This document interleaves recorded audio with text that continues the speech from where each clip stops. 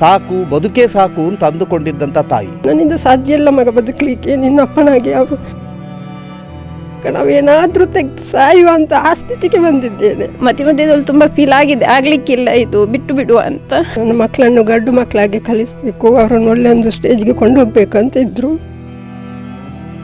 ಆದರೆ ಅವರ ಅರ್ಥದಲ್ಲಿ ಬಿಟ್ಟು ಅದು ನಮಗೆ ತುಂಬ. ಮೊಮ್ಮೆನ್ ನಾನು ಪಾಪನಿಗೆ ಪ್ರಾಮಿಸ್ ಮಾಡಿದ್ದೆ, ನಾನು ಇನ್ನೂ ಪ್ರೂವ್ ಮಾಡ್ತೇನೆ. ನಾವು ಸತ್ತರೆ ನಮ್ಮ ಅಪ್ಪನ ಹೆಸರೇ ಇರುವುದಿಲ್ಲ.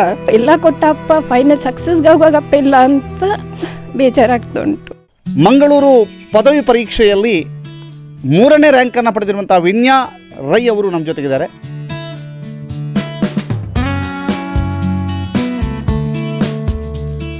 ತಂದೆಯ ಯಾವ ಮಾತುಗಳು ನಿಮ್ಮಲ್ಲಿ ಈಗಲೂ ಕೂಡ ಆ ಒಂದು ಛಲವನ್ನು ಮೂಡಿಸುತ್ತೆ? ಕಷ್ಟ ಅನ್ನುವ ವರ್ಡ್ ನಮ್ಮ ಡಿಕ್ಷನರಿಲಿ ಇಲ್ಲ. ನಾವು ಬದುಕಿ ನನ್ನ ಅಪ್ಪನ ಅವರ ಮಕ್ಕಳು ಅಂತೇಳಿ ತೋರಿಸಿಕೊಡ್ತೇವೆ ಅಂತ ಹೇಳಿದ ಮಕ್ಕಳು ಅವರು.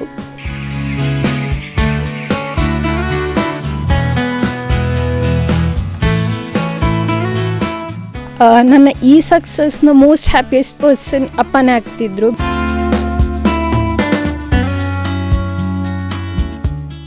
ನಂಗೆ ಗೊತ್ತು ಅಪ್ಪನ ಆಸೆ ಏನು ಅಂತ, ನಾನು ಅದನ್ನು ಫುಲ್ಫಿಲ್ ಮಾಡ್ತೀನಿ.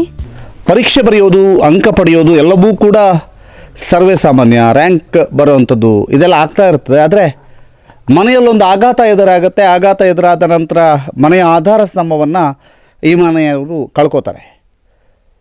ಹಠಾತ್ತಾಗಿ ನಡೆದಂತಹ ಒಂದು 4 ವರ್ಷದ ಹಿಂದೆ ನಡೆದಂಥ ಒಂದು ಅಪಘಾತದಲ್ಲಿ ಮನೆಯ ಆಧಾರ ಸ್ತಂಭವಾಗಿದ್ದಂತಹ ಸಂಜೀವರವರು ಸಾವನ್ನಪ್ತಾರೆ. ಅದಾದ ನಂತರ 2 ಮಕ್ಕಳು ಅಂದರೆ ಹೆಣ್ಣುಮಕ್ಕಳ ಜವಾಬ್ದಾರಿ ತಾಯಿ ಮೇಲೆ ಬೀಳುತ್ತೆ. ಆ ತಾಯಿಯನ್ನು ಸಂಪೂರ್ಣವಾಗಿ ಉಳಿಸಿಕೊಟ್ಟಿದ್ದು ಹೆಣ್ಣುಮಕ್ಕಳು ಅನ್ನುವಂತಹದ್ದು ತಾಯಿಯ ಭಾವನೆ. ಮಕ್ಕಳು ಅವರು ನಮಗೆ ಸಪೋರ್ಟ್ ಮಾಡಿದರು, ಅವರ ಸಪೋರ್ಟಿಂದಲೇ ಬೆಳೆದು ಬಂದಿದ್ದು ಅಂತ ಹೇಳ್ತಾ ಇದ್ದಾರೆ. ಒಟ್ಟಿನಲ್ಲಿ ಆ ಮನೆ ವಿದ್ಯೆಯ ಮೂಲಕ ಇವತ್ತು ಬೆಳಗುವಂತಹ ನಿಟ್ಟಿನಲ್ಲಿ ದಾಪುಗಾಲಿಡ್ತಾ ಇದೆ. ಮಂಗಳೂರು ಪದವಿ ಪರೀಕ್ಷೆಯಲ್ಲಿ 3ನೇ ರ್ಯಾಂಕನ್ನು ಪಡೆದಿರುವಂಥ ವಿನ್ಯಾ ರೈ ಅವರು ನಮ್ಮ ಜೊತೆಗಿದ್ದಾರೆ ಮತ್ತು ಅವರ ತಾಯಿ ಕೂಡ ಇದ್ದಾರೆ. ವಿನ್ಯಾ ಅವರೇ, ಪದವಿಯಲ್ಲಿ 3ನೇ ರ್ಯಾಂಕ್, ಅದು ಕೂಡ BAಯಲ್ಲಿ ಅಲ್ವಾ? ಹೇಗಾಯಿತು ಪರೀಕ್ಷೆ ಮತ್ತು 3ನೇ ರ್ಯಾಂಕ್ ಪಡೆದಿರಿ, ಏನು ಹೇಳ್ತೀರಿ? ರ್ಯಾಂಕ್ ಬಂದು ತುಂಬ ಖುಷಿ ಆಯಿತು. ರ್ಯಾಂಕ್ ಬರ್ತದೆ ಅಂತ ಎಕ್ಸ್ಪೆಕ್ಟೇಷನ್ ಇತ್ತು. ಬಿಕಾಸ್ ನನ್ನ ಲೆಕ್ಚರ್ಸ್ ತುಂಬಾ ಸಪೋರ್ಟ್ ಮಾಡಿದರು. ನನಗೆ ಹೇಳ್ತಿದ್ರು ಫಸ್ಟ್ ಸೆಮ್ಮಿಂದನೇ ಬಂದ Philomena, saint Philomena Darbe. So PU marks ಮೇಲೆ ಮತ್ತು first sem second sem marks ಮೇಲೆ ಅವರು ಅಂದರೆ ಹೇಳ್ತಿದ್ರು ಇದೇ ಪರ್ಫಾರ್ಮೆನ್ಸ್ ಕೊಡ್ತಾ ಹೋದರೆ ರ್ಯಾಂಕ್ ಬರ್ತದೆ ಅಂತ. ಸೊ ಫೈನಲ್ ಸೆಮ್ಮಲ್ಲಿ ಕೂಡ ಅವರು ಅದನ್ನೇ ಹೇಳಿದರು. Final 5th and 6th sem ಇರುವಾಗ ಹೇಳಿದರು ಇದು last opportunity and high scoring sem ಇದೆ. ಸೊ ಅಂದರೆ ಚೆನ್ನಾಗಿ ಬರೆದ್ರೆ ಒಳ್ಳೆ ಮಾರ್ಕ್ಸ್ ಬರ್ತದೆ, ಇದರಲ್ಲಿ ಗೇಮ್ ಚೇಂಜರ್ ಸೆಮ್ಸ್ ಇದಾಗಿರ್ತದೆ ಅಂತ ನಮ್ಮ ಎಲ್ಲ ಡಿಪಾರ್ಟ್ಮೆಂಟ್, ಆರ್ಟ್ಸ್ BA ಡಿಪಾರ್ಟ್ಮೆಂಟ್ನವರು, ಇಂಗ್ಲೀಷ್ ಡಿಪಾರ್ಟ್ಮೆಂಟ್ ಲೆಕ್ಚರ್ಸ್ ಎಲ್ಲ ನಮಗೆ ಟೀಚ್ ಮಾಡ್ತಿದ್ದೆ. ಎಲ್ಲ ಲೆಕ್ಚರ್ಸ್ ಸಪೋರ್ಟ್ ಆಗಿದ್ದರು. ಸೊ ಅದಾದಮೇಲೆ ಅವರದ್ದು ಸಪೋರ್ಟ್ಸ್ ಇತ್ತು, ನಮ್ಮ ಕಡೆಯಿಂದ ಸಹ ತುಂಬ ಎಫರ್ಟ್ಸ್ ಇತ್ತು, ಫ್ರೆಂಡ್ಸ್ ಕಡೆಯಿಂದ ಸಪೋರ್ಟ್ ಇತ್ತು, ಎಲ್ಲ ಆಗಿ ಒಳ್ಳೆ ರ್ಯಾಂಕೆ ಬಂದಿದೆ. ಓಕೆ, ಏನು ಸಬ್ಜೆಕ್ಟ್ಸ್ ನಿಮ್ಮದು? Subjects history, economics and political science. Okay, ಎಲ್ಲದಕ್ಕೂ ಜಾಸ್ತಿ ಬರೀಬೇಕು, ಎಕನಾಮಿಕ್ಸ್ ಒಂದು ಹೊರತುಪಡಿಸಿ. ನೀವು ಓದ್ತಾ ಇದ್ರಿ? ನಿಮ್ಮ ರೀಡಿಂಗ್ ಹ್ಯಾಬಿಟ್ಸ್ ಹೇಗಿತ್ತು? ಸಬ್ಜೆಕ್ಟ್ಸ್ ಅಂದರೆ ಹಿಸ್ಟ್ರಿಗೆ ನಮಗೆ ಲೆಕ್ಚರ್ಸ್ ತುಂಬ ಬುಕ್ಸ್ ಸಜೆಸ್ಟ್ ಮಾಡ್ತಿದ್ರು. ಲೈಬ್ರರಿ ತುಂಬ ಸಪೋರ್ಟಿವ್ ಲೈಬ್ರರಿ ಸ್ಟಾಫ್ಸ್ ಕೂಡ ಇದ್ದರು. ಸೊ ಪರ್ ಸಬ್ಜೆಕ್ಟ್ಸ್ಗೆ ನಾನು 2-3 ಬುಕ್ಸ್ ರೆಫರ್ ಮಾಡ್ತಿದ್ದೆ. ಪ್ಲಸ್ ಲೆಕ್ಚರ್ಸ್ ಕಡೆಯಿಂದ ಸಹ ಮೆಟೀರಿಯಲ್ ಸಿಗ್ತಿತ್ತು ನಮಗೆ. ಆ್ಯಂಡ್ ಪೊಲಿಟಿಕಲ್ ಸೈನ್ಸ್ಗೆ ಕೂಡ ಹಾಗೆಯೇ ನಮಗೆ ಅದಕ್ಕೆ ಕೆಲವು ರೆಕಮೆಂಡೆಡ್ ಬುಕ್ಸೇ ಓದ್ತಿದ್ವಿ. ಇಕನಾಮಿಕ್ಸ್ಗೆ ನಾವು ಬೇರೆ ಕಾಲೇಜಿಂದ ಸಹ ಮೆಟೀರಿಯಲ್ ಕಲೆಕ್ಟ್ ಮಾಡಿ ಆ್ಯಂಡ್ ನಾವು ಬರೆಯೋದಕ್ಕಿಂತ ಜಾಸ್ತಿ ಅಲ್ಲಿ ಪ್ರೆಸೆಂಟ್ ಮಾಡುವ ಸ್ಕಿಲ್ಸ್ ನಮಗೆ ಇಂಪಾರ್ಟೆಂಟ್ ಆಗ್ತದೆ. ಬಿಕಾಸ್ ಅದು ತುಂಬ ಪ್ರೆಸೆಂಟ್ ಮಾಡಬೇಕಾಗ್ತದೆ. ನಮ್ಮ ಆನ್ಸರಿಂಗ್ ಸ್ಕಿಲ್ಸ್ ಆಗಿರ್ಬೋದು, ಒಂದು ಗ್ರಾಫ್ ಬಂದರೆ ಆ ಗ್ರಾಫನ್ನು ಎಕ್ಸ್ಪ್ಲೇನ್ ಮಾಡುವ ವೇ ಆಗಿರ್ಬೋದು. ಹಿಸ್ಟ್ರಿ ಆದರೆ ಒಂದು ವಾರ್ ಬಗ್ಗೆ ಕೇಳಿದರೆ ಅದರ ಕಾಸಸ್, ಸ್ಕೋರ್ಸ್ ಹೇಗಾಯಿತು ಮತ್ತು ರಿಸಲ್ಟ್ಸ್ ಎಲ್ಲ ಎಕ್ಸ್ಪ್ಲೇನ್ ಮಾಡುವಂಥ ಪ್ರೆಸೆಂಟೇಷನ್ ಸ್ಕಿಲ್ಸ್ ತುಂಬ ಇಂಪಾರ್ಟೆಂಟ್ ಇತ್ತು. ಅದನ್ನು ನಮಗೆ ಲೆಕ್ಚರ್ಸ್ ಹೇಳಿದರು, ಯಾವಾಗಲೂ ಎಕ್ಸಾಮಿನರ್ನ ಇಂಟ್ರೆಸ್ಟನ್ನು ನೀವು ತಗೊಳ್ಬೇಕು, ಅಲ್ಲಿ ನೀವು ಪ್ರೆಸೆಂಟ್ ಮಾಡೋದು ತುಂಬ ಇಂಪಾರ್ಟೆಂಟ್ ಆಗ್ತದೆ, ಎಂತ ಓದಿದ್ದೀರಂತ ನೀವು ಅವರಿಗೆ ತಿಳಿಸ್ಬೇಕು ಅಂತ. ಸೊ ಎಷ್ಟು ಓದೋದಕ್ಕೆ ಎಷ್ಟು ನಾವು ಇಂಪಾರ್ಟೆನ್ಸ್ ಕೊಡ್ತಿದ್ವೋ ಅಲ್ಲಿ ಬರೆಯುವಾಗ ಅಷ್ಟೇ ಇಂಪಾರ್ಟೆನ್ಸ್ ಕೊಟ್ಟು ಬರೀತಿದ್ವಿ. ಸೊ ಲೆಕ್ಚರ್ಸ್ನ ಗೈಡೆನ್ಸ್ ನಮಗೆ ತುಂಬ ಹೆಲ್ಪ್ ಆಗಿತ್ತು. ಓಕೆ, ಮನೆಯ ಸಪೋರ್ಟ್? ಮನೆಯಲ್ಲಿ ಅಂದರೆ ಹೀಗೆ ಓದ್ಲಿಕ್ಕೆ ಟೈಮ್ ಸಿಗ್ತಿದ್ದೆ ತುಂಬ ಕಡಿಮೆ ಡೇ ಟೈಮಲ್ಲಿ. ಸೊ ಬಟ್ ಅಮ್ಮ ತುಂಬ ಹೆಲ್ಪ್ ಮಾಡ್ತಿದ್ರು. ಅಂದರೆ ನನಗೆ ಎಕ್ಸಾಮ್ ಇದ್ದ ಟೈಮಲ್ಲಿ ಅಮ್ಮನೇ ಎಲ್ಲ ಕೆಲಸ ಮಾಡ್ತಿದ್ರು, ನನಗೆ ಓದ್ಲಿಕ್ಕೆ ಕಲಿಸ್ತಿದ್ರು ನನ್ನನ್ನು. ಎಲ್ಲಾದರೂ ಅಕ್ಕ ಬಂದು ಹೆಲ್ಪ್ ಮಾಡ್ತಿದ್ಲು, ನಾನು ಓದ್ಲಿಕ್ಕೆ ಬರ್ತಿದ್ದೆ. ಅಕ್ಕ ಏನು ಮಾಡ್ತಾರೆ? ಅಕ್ಕ ಮಂಗಳೂರಲ್ಲಿ HNCO ಗ್ಲೋಬಲ್ ಅಡ್ವೈಸರ್ಸಲ್ಲಿ ಅಕೌಂಟ್ಸ್ ಅಸೋಸಿಯೇಟ್ ಆಗಿ ವರ್ಕ್ ಮಾಡ್ತಿದ್ದಾಳೆ. ಓಕೆ. ಈಗ ಫುಡ್ ಹ್ಯಾಬಿಟ್ಸ್ ಅಥವಾ ಓದಿನ ಟೈಮಿಂಗ್ಸ್ ಇದೆಲ್ಲ ಎಷ್ಟು ಮೀಸಲಿಡ್ತಾ ಇದ್ರಿ? ಫುಡ್ ಹ್ಯಾಬಿಟ್ಸ್ ಏನು ಸ್ಪೆಷಲಾಗಿ ಫಾಲೋ ಮಾಡ್ತಿರ್ಲಿಲ್ಲ. ಡೈಲಿ ಫುಡ್ ಮನೇಲಿ ಮಾಡೋ ಫುಡ್ ಹಾಗೇ ಕನ್ಸ್ಯೂಮ್ ಮಾಡ್ತಿದ್ದದ್ದು.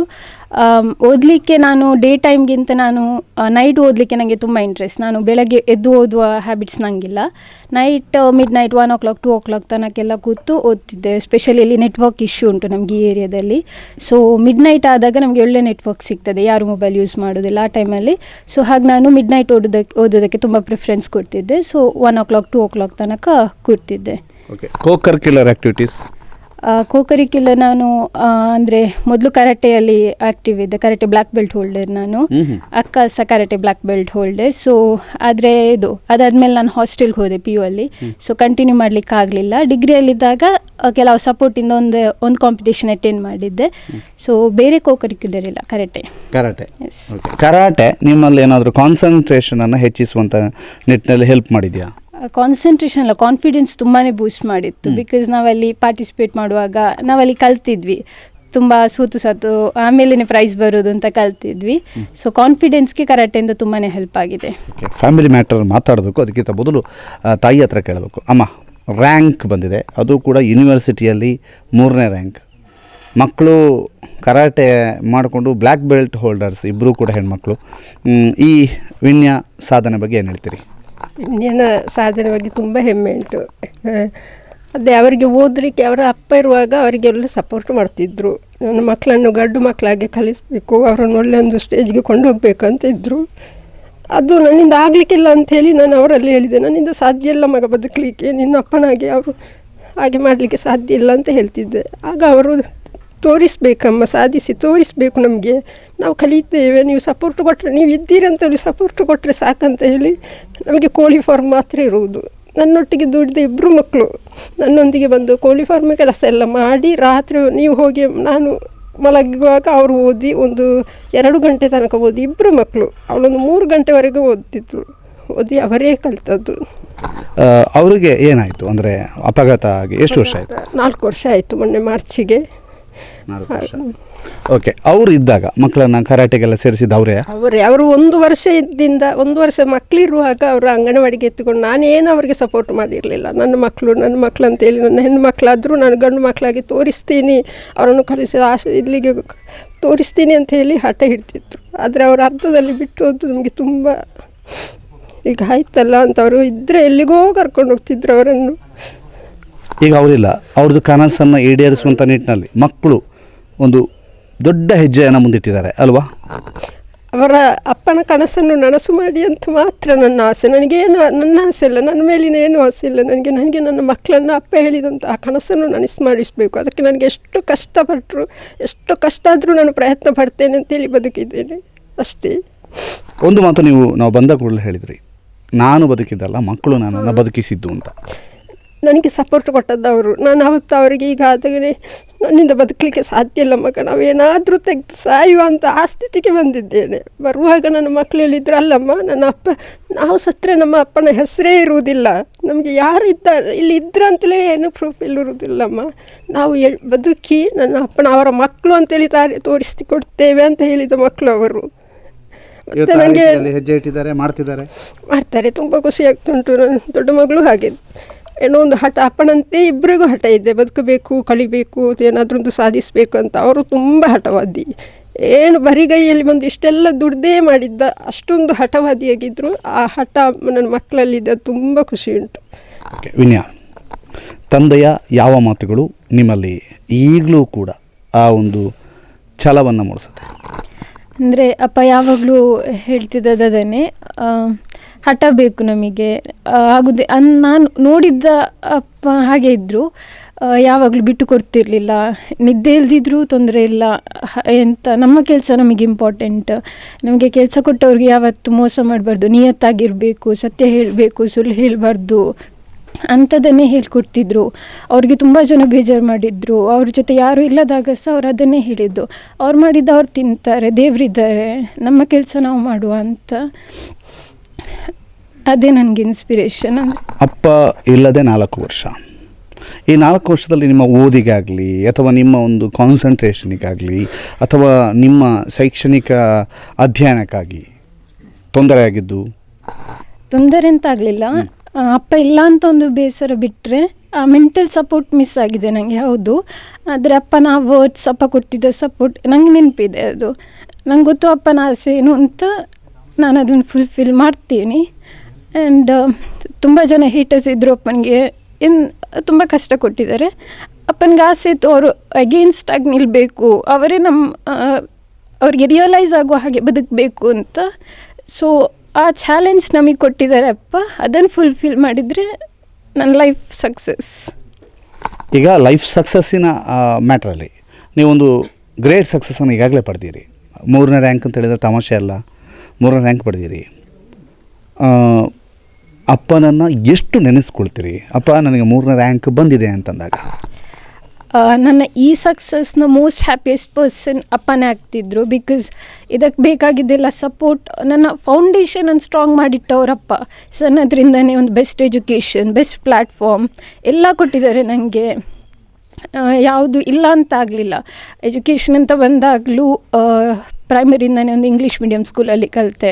ಸೊ ಲ್ಯಾಂಗ್ವೇಜಿಗಾಗಿರ್ಬೋದು, ಕಾನ್ಫಿಡೆನ್ಸ್ಗಾಗಿರ್ಬೋದು, ಯಾವುದಕ್ಕೂ ತೊಂದರೆ ಆಗಲಿಲ್ಲ ನನಗೆ. ಕಾನ್ಫಿಡೆನ್ಸ್ ಅಂತ ಬಂದಾಗಲೂ ಅಪ್ಪ ಹೇಳ್ತಿದ್ರು, ಮೋಟಿವೇಶನಲ್ಲೂ ಅಪ್ಪ ಹೇಳ್ತಿದ್ದ ವರ್ಡ್ಸೇ ನನಗೆ ಮೋಟಿವೇಶನ್. ಬಟ್ ಎಂಜಾಯ್ ಮಾಡಲಿಕ್ಕಾಗೋ ಎಲ್ಲ ಕೊಟ್ಟ ಅಪ್ಪ, ಫೈನಲ್ ಸಕ್ಸಸ್ಗಾಗುವಾಗ ಅಪ್ಪ ಇಲ್ಲ ಅಂತ ಬೇಜಾರಾಗ್ತಾ ಉಂಟು. ಯಾವ ವರ್ಡ್ಸ್ ಅಂದರೆ ಯಾವಾಗಲಪ್ಪ ಹೇಳ್ತಿದ್ದೆ, ಕಷ್ಟ ಆಗ್ತಿದ್ದೆಪ್ಪ ಓದಲಿಕ್ಕೆ ಅಂತ ಹೇಳಿದಾಗ ಅಪ್ಪ ಹೇಳ್ತಿದ್ರು, ಕಷ್ಟ ಅನ್ನೋ ವರ್ಡ್ ನಮ್ಮ ಡಿಕ್ಷನರಿಲೇ ಇಲ್ಲ, ನಮಗೆ ಯಾವುದು ಕಷ್ಟ ಇಲ್ಲ, ಎಲ್ಲ ಆಗ್ತದೆ, ನಾವು ಮಾಡಬೇಕಷ್ಟೇ, ಅದನ್ನು ಹೇಳ್ತಿದ್ರು ಅಪ್ಪ.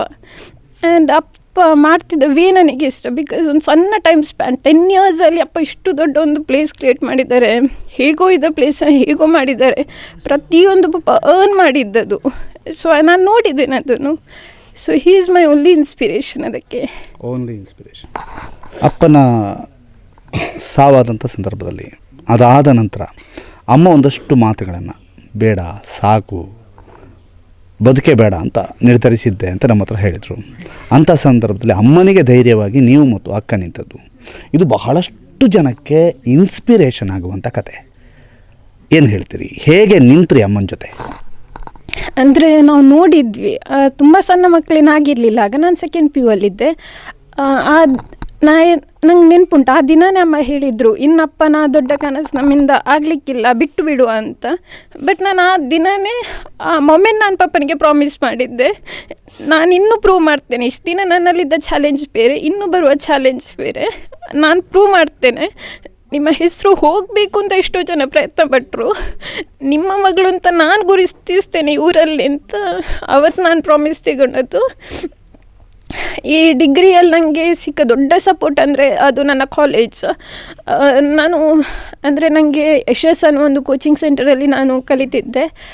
ಅಲ್ಲಿ ನನ್ನ ಫೀಸ್ ನನಗೆ ಕಟ್ಟಲಿಕ್ಕೆ ಆಗಲಿಕ್ಕಿಲ್ಲ ಅನ್ನುವ ವಿಷಯಕ್ಕೆ ನಾನು ಅಲ್ಲಿದ್ದು ಬಿಟ್ಟೆ ಕಾಲೇಜ್. ನಂಗೆ ಅಲ್ಲಿ ಸಪೋರ್ಟ್ ಹೇಳಿದರು, ಬೇಡ ಸ್ಕಾಲರ್ಶಿಪ್ ಕೊಡ್ತೇವೆ ಅಂತ ಹೇಳಿದರು. ಬಟ್ ಸ್ಟಿಲ್ ನಾನು ಅಲ್ಲಿ ಕಂಟಿನ್ಯೂ ಮಾಡಿದರೆ ಇಲ್ಲಿ ಖಾಲಿ ಪೋಲ್ಟ್ರಿ ಫಾರ್ಮ್ ಇರೋದು, ಅಮ್ಮನಿಗೆ ಒಬ್ಲಿಕ್ಕೆ ಕಷ್ಟ ಆಗ್ತದೆ, ಅಕ್ಕ ಹೈಯರ್ ಸ್ಟಡೀಸ್ ಮ್ಯಾಂಗ್ಳೂರು ಹೋಗ್ತೇನೆ ಅಂತ ಫಿಕ್ಸ್ ಆಗಿದ್ದು. ಸೊ ಹಾಗಾಗಿ ನಾನು ಇಲ್ಲಿಗೆ ಬಂದೆ. ಆಮೇಲೆ ಹತ್ತಿರ ಅಂತ ಹೇಳಿ ಫಿಲುಮಿನಾಗೆ ಹೋದೆ. ಅಲ್ಲಿ ಹೋದ್ಮೇಲೆ ನಂಗೆ ಅಲ್ಲಿ ಸಿಕ್ಕ ಸಪೋರ್ಟ್ ಅದು ಡಿಫ್ರೆಂಟ್ ಸಪೋರ್ಟ್ ಆಗಿತ್ತು. ಸೊ ಅದಾದಮೇಲೆ ನನಗೆ ಒಂದು ಹೋಪ್ ಬಂತು, ನನ್ನ ಪಪ್ಪಂದು ಡ್ರೀಮ್ ಏನುಂಟು, ನಾನು ಅಲ್ಲಿಗೆ ಹತ್ತಿರ ಆಗ್ಲಿಕ್ಕೆ ತುಂಬ ಈಸಿ ಉಂಟು ಇಲ್ಲಿಂದ. ಬಿಕಾಸ್ ನನಗೆ ಅಲ್ಲಿ ಲೆಕ್ಚರ್ಸ್ ಆಗಿರ್ಬೋದು, ಪ್ರತಿ ಸ್ಟೆಪ್ಪಲ್ಲಿ ಹೇಳ್ತಿದ್ರು, ನಿನಗೆ ಡಿಗ್ರಿದು ಮಾತ್ರ ಅಲ್ಲ, ಈಗಲೂ ಹೇಳ್ತಾರೆ ಅವರು, ನಿನ್ನ ನೆಕ್ಸ್ಟ್ ಲೈಫ್ ಕೂಡ ನಿನಗೆ ಅಚೀವ್ ಮಾಡಲಿಕ್ಕೆ ಆಗ್ತದೆ, ನಿನ್ನೆಲ್ಲ ಚಾಲೆಂಜ್ ಉಂಟು ಅಂತ. ಸೊ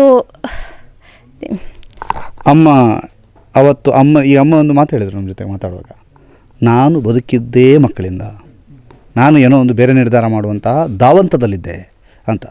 ಇವತ್ತು ಅಮ್ಮನ ಮುಖದಲ್ಲೂ ನಗು ಇದೆ, ನಿಮ್ಮ ಮುಖದಲ್ಲಿ ನಗು ಇದೆ, ಅಕ್ಕನ ಮುಖದಲ್ಲಿ ನಗು ಇದೆ. ಒಂದಷ್ಟು ಜನ ಗುರುತಿಸ್ತಾ ಇದ್ದಾರೆ, ವಿನ್ಯಾ ರ್ಯಾಂಕ್ ಹೋಲ್ಡರ್ ಅಂತ. ಏನು ಹೇಳ್ತೀರಿ? ಅವತ್ತು ಅಮ್ಮ ಹೇಳಿದ ಮಾತು ಮತ್ತು ಅವರನ್ನು ನೀವು ಬದಲಾಯಿಸಿದ ರೀತಿ? ಅಂದರೆ ಅವತ್ತಿನ ಸಿಚುವೇಶನ್ ಹಾಗೆ ಇತ್ತು. ಅಂದರೆ ನಾವು ಕಂಪ್ಲೀಟಾಗಿ ಪಪ್ಪನ ಮೇಲೆ ಡಿಪೆಂಡ್ ಆಗಿದ್ದ ಲೈಫ್ ನಮ್ಮ 4 years ಬ್ಯಾಕ್. ಯಾವುದಕ್ಕೂ ನಮಗೆ ಗೊತ್ತಿರಲಿಲ್ಲ, ಒಂದು ಪೇಟೆಗೆ ಹೋಗಿ ಗೊತ್ತಿಲ್ಲ, ಒಂದು ಶಾಪ್ ಮುಂದೆ ನಿಂತು ಗೊತ್ತಿಲ್ಲ, ಎಲ್ಲದಕ್ಕೂ ಪಪ್ಪನ ಮೇಲೆ ಡಿಪೆಂಡ್ ಆಗಿದ್ದು. ಆ ಮೊಮೆಂಟಲ್ಲಿ ನಮಗೂ ಹಾಗೆ ಒಮ್ಮೆ ಬಂದಿತ್ತು, ಇನ್ನು ಆಗಲಿಕ್ಕಿಲ್ಲ ಪಪ್ಪನನ್ನು ಬಿಟ್ಟು ಅಂತ. ಯಾವುದೋ ಒಂದು ಅಂದರೆ ಆಗ ಇದ್ದಂಥ ಸಿಚುವೇಶನ್ ನೋಡಿ ಚಾಲೆಂಜಿಂಗ್ ಆಗಿ ತೆಗೊಳ್ಬೇಕು ಅಂತ ಇತ್ತು.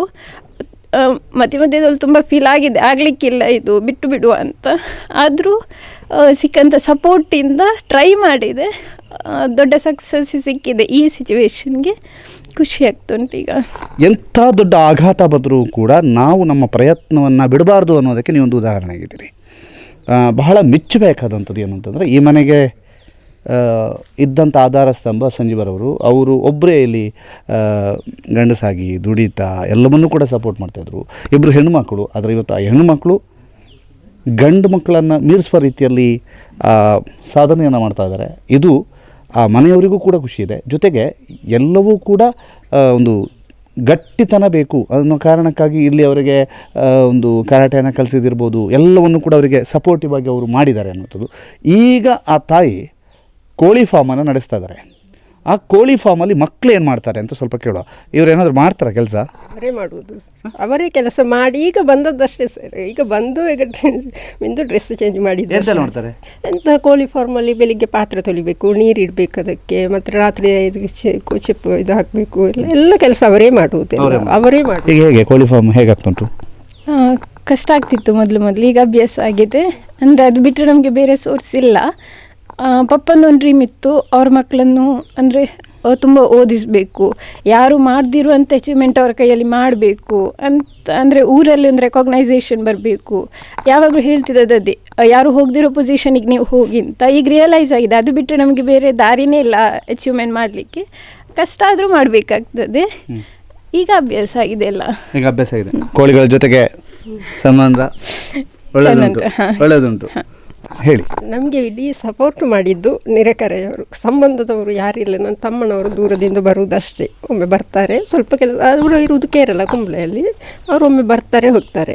ಆದರೆ ಎಷ್ಟು ರಾತ್ರಿ ಆದರೂ ಎಷ್ಟು ಹೊತ್ತಿಗೂ ಓಡಿ ಬಂದು ನನಗೆ ಏನಾದರೂ ಕರೆಂಟ್ ಇಲ್ಲದಿದ್ದರು, ನೀರಿಲ್ಲದಿದ್ದರು, ಏನಿಲ್ಲದಿದ್ದರು ಸಪೋರ್ಟ್ ಮಾಡಿದವರು ನನ್ನ ನೆರೆಕರೆ ಮಕ್ಕಳು. ಅವರನ್ನು ಮುಂದಿನಿಂದಲೂ ಮಾವ ಅಂತ ಕರೀತಿದ್ರು. ಆಗ ನನಗೆ ಸಪೋರ್ಟ್ ಮಾಡಿ ಹೇಳಿದ್ದು, ಆಂಟಿ ಮಾವನವರ ಸಂಬಂಧ ನಮಗೆ, ಮಾವನವರ ಸಂಬಂಧ ನೀವಲ್ಲ, ನಾವಿದ್ದೇವೆ ನಿಮಗೆ, ನಿಮ್ಮ ಹಿಂದೆ ಎಷ್ಟು ಕಷ್ಟಪಟ್ಟು ಎಷ್ಟು ಹೊತ್ತಿಗೆ ಬೇಕಾದರೂ ನಾವಿದ್ದೇವೆ ಅಂತ ಹೇಳಿದವರು ಅಜಿತ್ನವರು. ನಾವಿದ್ದೇವೆ, ನಿಮ್ಮ ಮಕ್ಕಳಿಗೆ ಅಣ್ಣಂದಿರ ಅಂತೆ ಸಾಕ್ತೇವೆ, ನಾವಿದ್ದೇವೆ ಅಂತ. ಆ ಹೊತ್ತಿಗೆ ನನಗೆ ಏನು ಮಾಡಬೇಕಂತ ಗೊತ್ತಿಲ್ಲ, ಅಂಗಡಿಗೆ ಹೋಗಲಿಕ್ಕೆ ಗೊತ್ತಿಲ್ಲ, ಯಾವುದೊಂದು ಇದು ಗೊತ್ತಿಲ್ಲ, ಎಲ್ಲಿ ಕರೆಂಟ್ ಬಿಲ್ ಕಟ್ಟುವುದಂತ ಗೊತ್ತಿಲ್ಲ, ಏನಿರಲಿಲ್ಲ. ಆಗ ಎಲ್ಲ ಬಂದು, ಆಗ ಕೊರೋನಾದ ಸಮಯ, ಮರುದಿವತ್ತು ದಿವಸದಿಂದ ಲಾಕ್ಡೌನು ಆ ಸಮಯದಲ್ಲಿ ಬಂದು ನಮ್ಮ ಮನೆಯವರಾಗಿ ಬಂದು ನನ್ನನ್ನೆಲ್ಲ ಸಪೋರ್ಟ್ ಮಾಡಿದ್ದು ನಮ್ಮ ನೆರೆಕರೆ ಮಕ್ಕಳು. ಏನು ಹೇಳ್ತೀರಿ? ಹೌದು, ಬಿಕಾಸ್ ನಮ್ಮ ಹತ್ರ ಕೂಡ ಅವ್ರು ಹೇಳಿದರು, ಎಲ್ಲ ನೇಬರಿಂಗ್ ಕೂಡ ಹಾಗೆಯೇ, ಎಜುಕೇಷನಲ್ಲಿ ಆಗಿರ್ಬೋದು, ಬಾಕಿ ಟೈಮಲ್ಲಿ ಕೂಡ ಹಾಗೆಯೇ ಸಪೋರ್ಟ್ ಮಾಡಿದರು ಅವ್ರು ತುಂಬ. ನಿಮ್ಮ ಅಣ್ಣನವರು ಹೇಗಿದ್ದರೆ ನೀವು ಹೇಗೆ ಶೇರ್ ಮಾಡ್ಕೋತಿದ್ರು, ನಿಮ್ಗೆ ಏನು ಪ್ರಾಬ್ಲಮ್ಸ್ ಇದ್ದರೆ ಸಹ ನಮ್ಮ ಹತ್ರ ಹೇಳಿ ಅಂತ ಹೇಳ್ತಾರೆ. ಎಲ್ಲಿಗಾದರೂ ಹೋಗಬೇಕಾದ್ರೂ ಅವ್ರು ಅಂದರೆ ಹೇಳಿದರೆ ಕರ್ಕೊಂಡು ಹೋಗ್ತಾರೆ. ತುಂಬ ಸಪೋರ್ಟಾಗಿ ನಿಂತಿದ್ರು. ಆ ಟೈಮಲ್ಲಿ ನಮ್ಗೆ ಬೇಕಿದ್ದ ಸಪೋರ್ಟ್ ಅವರಿಂದ ಸಿಕ್ಕಿದೆ. ನಿಮ್ಮ ಸಾಧನೆಗೆ ಅವರು ನೆರವಾಗಿದ್ದಾರೆ. ಹೌದು, 100ಕ್ಕೆ 100 ಅಲ್ವಾ? ಇದು ಬಹಳ ವಿಶೇಷವಾದಂತಹ ವರದಿ. ಕಾರಣ ಇಷ್ಟೇ, ಇವರು ರ್ಯಾಂಕ್ ಪಡೆದಿದ್ದಾರೆ, ಯೂನಿವರ್ಸಿಟಿಯಲ್ಲಿ 3ನೇ ರ್ಯಾಂಕ್ ವಿನ್ಯಾಗೆ ಬಂದಿದೆ ಅನ್ನುವಂಥ ಕಾರಣಕ್ಕಲ್ಲ. 4 ವರ್ಷದ ಹಿಂದೆ ನಡೆದಂತಹ ಒಂದು ಆಘಾತದ ನಂತರದ ಕಣ್ಣೀರ ಕೋಡಿ, ಆ ಕಣ್ಣೀರ ಕೋಡಿ ಹರಿದಾಗ ಇಲ್ಲ ಸಾಕು, ಬದುಕೇ ಸಾಕು ಅಂತ ಅಂದುಕೊಂಡಿದ್ದಂಥ ತಾಯಿ. ಇಬ್ಬರು ಹೆಣ್ಣುಮಕ್ಕಳಲ್ಲೂ ಕೂಡ ಅದೇ ಮಾತನ್ನು ಹೇಳಿದರು. ಆದರೆ ಆ ಹೆಣ್ಣುಮಕ್ಕಳು ಛಲವನ್ನು ಬಿಡಲಿಲ್ಲ. ನಾವು ನಮಗೋಸ್ಕರ ಬದುಕ್ತೇವೆ, ಜೊತೆಗೆ ಅಪ್ಪನ ಕನಸಿಗೋಸ್ಕರ ಬದುಕ್ತೇವೆ, ಅಪ್ಪನ ಕನಸನ್ನು ಈಡೇರಿಸುವುದಕ್ಕೋಸ್ಕರ ಬದುಕ್ತೇವೆ ಅನ್ನುವಂಥ ಕಾರಣವನ್ನು ಇಟ್ಟುಕೊಂಡು ಇಲ್ಲಿರ್ತಕ್ಕಂಥ ಕೋಳಿ ಫಾರ್ಮನ್ನು ನಡೆಸ್ತಾ ಇರುವಂಥ ತಾಯಿಗೆ ನಿರಂತರವಾಗಿ ನೆರವಾಗ್ತಾ, ತಾಯಿಯನ್ನೂ ಕೂಡ ತಾಯಿಯೇ ಹೇಳುವಂತೆ ನನ್ನನ್ನು ಮಕ್ಕಳು ಬದುಕಿಸಿದ್ರು ಅನ್ನುವಂಥದ್ದನ್ನು ತಾಯಿ ಹೇಳ್ತಾಯಿದ್ದಾರೆ. ಅದರ ಜೊತೆಗೆ ಮಕ್ಕಳು ನಮಗೆ ಅಪ್ಪನ ಮಾತನ್ನು ಉಳಿಸ್ಕೋಬೇಕಿತ್ತು, ಅದಕ್ಕೋಸ್ಕರವಾಗಿ ಬದುಕ್ತೇವೆ ಅಂತ ಬಹಳಷ್ಟು ವಿಶೇಷವಾಗಿ ಅಪ್ಪ ಹೇಳ್ತಾ ಇದ್ರಂತೆ. ಎಲ್ಲ ಯಾರು ಏನೇ ಮಾಡಲಿ ಅವರೆಲ್ಲರನ್ನು ಕೂಡ ದೇವರು ನೋಡ್ಕೋತಾನೆ, ನೀವು ಅದಕ್ಕೆಲ್ಲ ಯಾವುದೇ ರೀತಿಯಲ್ಲೂ ಚಿಂತೆ ಮಾಡಬೇಡಿ ಅನ್ನುವಂಥದ್ದನ್ನು ಹೇಳ್ತಾ ಇದ್ರಂತೆ. ಅದೇ ಧೋರಣೆಯನ್ನು ಇಟ್ಕೊಂಡು, ಅದೇ ರೀತಿಯಂಥ ಪ್ರೀತಿ ವಿಶ್ವಾಸವನ್ನು ಇಟ್ಕೊಂಡು ಓದಿನಲ್ಲಿ ಮುಂದೆ ಹೋಗಿ ನೆರೆಹೊರೆಯವರ ಸಾಥ್, ಅವರೆಲ್ಲರೂ ಕೂಡ ಅಣ್ಣನ ರೀತಿಯಲ್ಲಿ ಬಂದಿಲ್ಲಿ ಸಾಥ್ ನೀಡಿದ್ದಾರೆ ಅನ್ನುವಂಥದ್ದನ್ನು ಕೂಡ ಹೇಳ್ತಾರೆ. ಕಣ್ಣೀರ ಜೊತೆಗೆ ಅವರ ಮನದ ಮಾತುಗಳನ್ನು ಹಂಚಿಕೊಂಡಿದ್ದಾರೆ. ಈ ಸಂದರ್ಶನ ಬಹಳಷ್ಟು ಜನರಿಗೆ ಪ್ರೇರಣೆ ಆಗುವುದರಲ್ಲಿ ಡೌಟ್ ಇಲ್ಲ. ಯಾಕಂತಂದರೆ ಇದು ಒಂದು ನೋವಿನ ನಂತರದ ಸಕ್ಸಸ್ ಸ್ಟೋರಿ. ಅದರಿಂದ ಇಂತಹ ಆಘಾತಗಳು ಎದುರಾದಾಗ, ಇಂತಹ ಏಕಾಏಕಿ ಆಘಾತಗಳು ಎದುರಾದಾಗಲೂ ಕೂಡ ಕುಗ್ಗುವಂತಹ ಅಗತ್ಯ ಇಲ್ಲ. ನಾವು ನಮ್ಮ ಛಲವನ್ನು ಮುಂದುವರಿಸಿದರೆ ಸಾಧನೆ ಮಾಡ್ಬೋದು ಅನ್ನುವಂಥದ್ದನ್ನು ವಿನ್ಯಾರಾಯ್ ತೋರಿಸ್ಕೊಟ್ಟಿದ್ದಾರೆ. ವಿನ್ಯಾರಾಯ್ ಮತ್ತು ಅವರ ತಾಯಿ ಇಬ್ಬರಿಗೂ ಕೂಡ ನಮ್ಮ ಜೊತೆಗೆ ಮಾತನಾಡಿದ್ದಕ್ಕೆ ಧನ್ಯವಾದಗಳು. ನಿಮ್ಮ ಮುಂದಿನ ಭವಿಷ್ಯ MBA ಮಾಡುವಂಥ ನಿಟ್ಟಿನಲ್ಲಿ ಮುಂದುವರಿಯಿರಿ, ಒಳ್ಳೆಯದಾಗಲಿ, ದೊಡ್ಡ ಹುದ್ದೆಯನ್ನು ಅಲಂಕರಿಸಿ, ಅಪ್ಪ ಕಂಡ ಕನಸುಗಳನ್ನೆಲ್ಲವನ್ನು ಕೂಡ ಈಡೇರಿಸಿ, ಅಮ್ಮನ ಮುಖದಲ್ಲಿ ಮತ್ತಷ್ಟು ನಗು ತುಂಬಿಸಿ ಅಂತ ಹೇಳ್ತಾ ನಮ್ಮ ಜೊತೆಗೆ ಮಾತನಾಡಿದ್ದಕ್ಕೆ ಇಬ್ಬರಿಗೂ ಕೂಡ ಧನ್ಯವಾದ. ಅಶ್ವಥ್ ಶೆಟ್ಟಿ ಮತ್ತು ಗೌತಮ್ ಶೆಟ್ಟಿ ಜೊತೆಗೆ ದಾಮೋದರ ದೊಂಡೋಲೆ, ಸುದ್ದಿ ನ್ಯೂಸ್, ಕೈಕಾರ, ಪುತ್ತೂರು.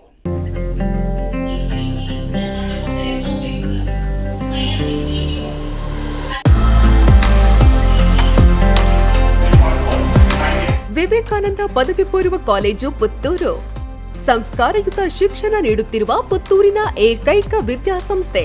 ನಿಗದಿತ ಕೋರ್ಸ್ಗಳ ಜೊತೆಗೆ CET, NEET, JEE, KVPY, CA foundation ಕೋರ್ಸ್ಗಳಿಗೆ ತರಬೇತಿ, ವಾಣಿಜ್ಯ ವಿಭಾಗದ ವಿದ್ಯಾರ್ಥಿಗಳಿಗೆ ವಿಶೇಷ ಸರ್ಟಿಫಿಕೇಟ್ ಕೋರ್ಸ್ಗಳು, ಅನುಭವಿ ಅಧ್ಯಾಪಕ ವೃಂದದಿಂದ ಬೋಧನೆ, ಸುಸಜ್ಜಿತ ವಿಶಾಲ ಪ್ರಯೋಗಾಲಯದ ಜೊತೆಗೆ ಗ್ರಂಥಾಲಯ, ವಿಶಾಲ ಮೈದಾನದ ಸೌಲಭ್ಯ, ಪ್ರತಿಭಾನ್ವಿತ ವಿದ್ಯಾರ್ಥಿಗಳಿಗೆ ವೇದಿಕೆಯಾಗಿ ರೇಡಿಯೋ ಪಾಂಚಜನ್ಯ ಮತ್ತು ವಿಕಸನ ಟಿವಿ, ಅರ್ಹ ಬಡ ವಿದ್ಯಾರ್ಥಿಗಳಿಗೆ ಉಚಿತ ಭೋಜನದ ವ್ಯವಸ್ಥೆ, ವಿದ್ಯಾರ್ಥಿ ವೇತನ ಮತ್ತು ಉಚಿತ ಶಿಕ್ಷಣ, ವಿದ್ಯಾರ್ಥಿನಿಯರಿಗಾಗಿ ಕಾಲೇಜ್ ಕ್ಯಾಂಪಸ್ನಲ್ಲಿ ಪ್ರತ್ಯೇಕ ಹಾಸ್ಟೆಲ್ ವ್ಯವಸ್ಥೆ ಮತ್ತು ಕಾಲೇಜ್ ಬಸ್ನ ಸೌಕರ್ಯ.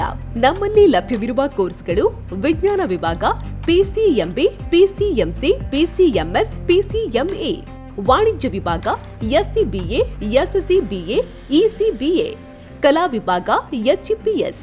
ಭಾಷೆಗಳು: ಇಂಗ್ಲಿಷ್, ಕನ್ನಡ, ಹಿಂದಿ, ಸಂಸ್ಕೃತ. ಸಂಪರ್ಕಿಸಿ ವಿವೇಕಾನಂದ ಪದವಿ ಪೂರ್ವ college, Nehru Nagar, Puttur. 8073070468, 8105072386. Email ss016puc@gmail.com. Website www.vivekanandapuc.com.